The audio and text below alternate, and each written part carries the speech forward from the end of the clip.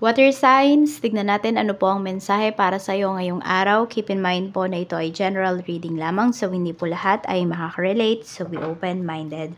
Sa mga hindi pa po nakasubscribe dito sa ating channel, please subscribe na po kayo and pa-like na din po ng ating video. At sa mga nais pong mag-avail ng ating private readings, ng ating Evil Eye Amulet Necklace at ng ating Tears Bracelet, makikita nyo po yung link sa description box. Tarot Intentions by Aliana Reyes, okay?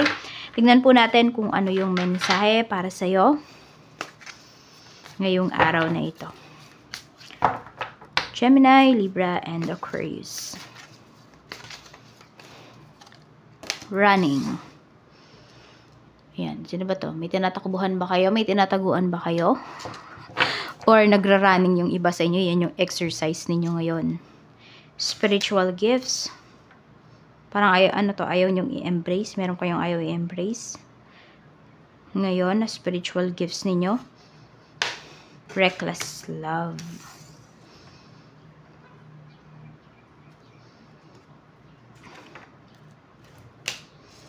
Yan, mukhang nag-aano kayo, parang gusto nyong iwasan tong gifts ninyo. Kasi pwedeng pag nalalaman, kung may karelasyon ka, nalalaman nila na ito yung trabaho mo, ito yung gifts mo, natatakot sila. Parang iniiwan ka. Parang paulit-ulit tong nangyayari. Meron din naman akong nakikita dito, hindi nyo tinatakbuhan yung gifts ninyo. Kung hindi ginagamit nyo to, para hindi na tumakbo sa inyo yung isang tao. Ayan. Pero, ang nangyayari, bumabalik pa rin talaga sa kung saan kayo nagsimula ng taong to. Bakit? Kasi pwedeng hindi naman pure love yung nararamdaman sa'yo ng tao na yon. Kaya kahit anong gawin mo, kahit you have spiritual gifts pa, hindi siya nag-work out. Kasi hindi kayo para sa isa't isa ng tao na yon. It can help sometime, but not all the time.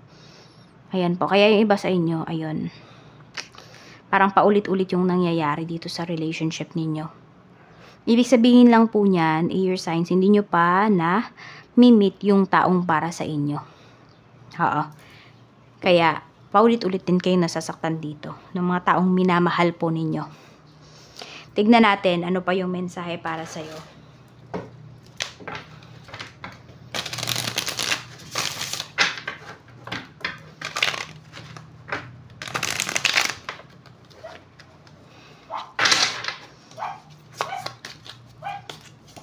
We have your chance has come.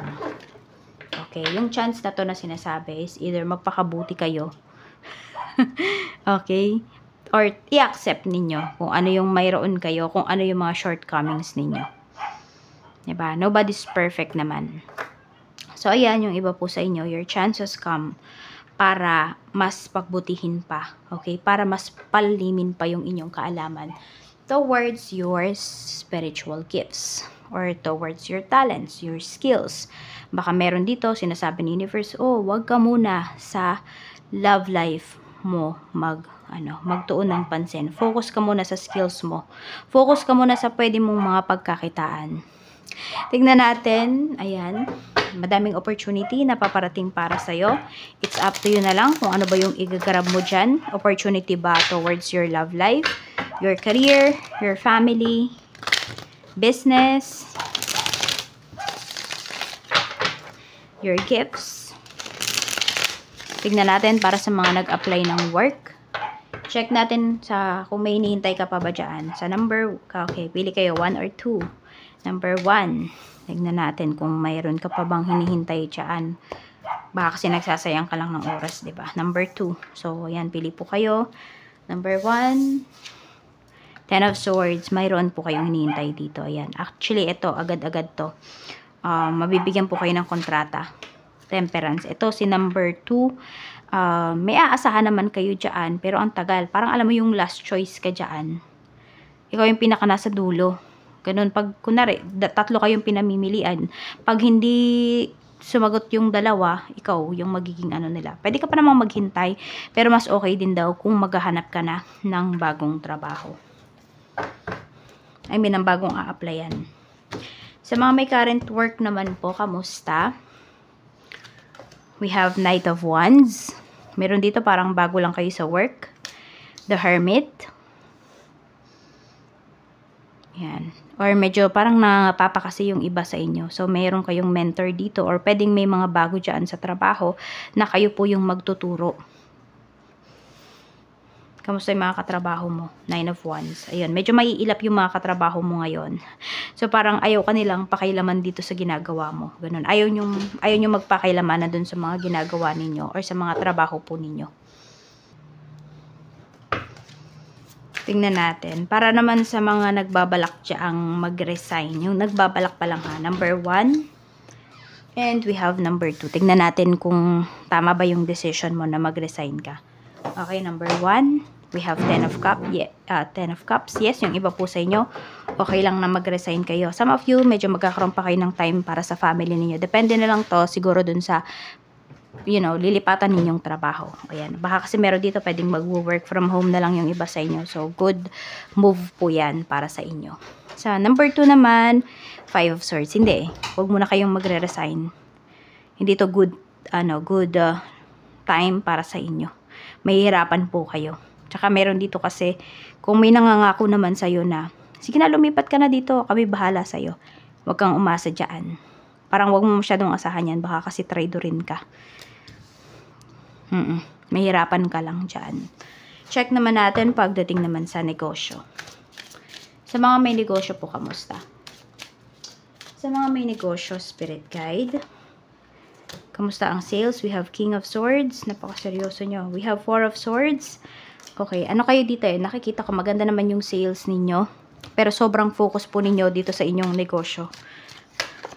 5 of Cups. Parang ayaw mong sayangin. Meron kang ayaw sayangin dito. Kaya sobrang seryoso mo. Sobrang nakafocus ka talaga dito. Sobrang hands-on mo pagdating sa inyong negosyo. Ayan. So, baka meron kayo dito, meron ditong gustong bumawi pagdating sa sales. So, maganda naman yung sales. Pero kasi kung naikukumpara ninyo from last year, na ganitong araw din, ganitong month, pwedeng mas malakas last year. Kaya yung iba sa inyo, sobrang focus nyo para mas malagpasan nyo pa yung kinita ninyo last year. Last 2023. Tignan natin. Ayun na naman ang pusa. Tignan po natin ano pa yung mensahe para sa'yo. Pagdating naman po sa kaperahan. Kamusta?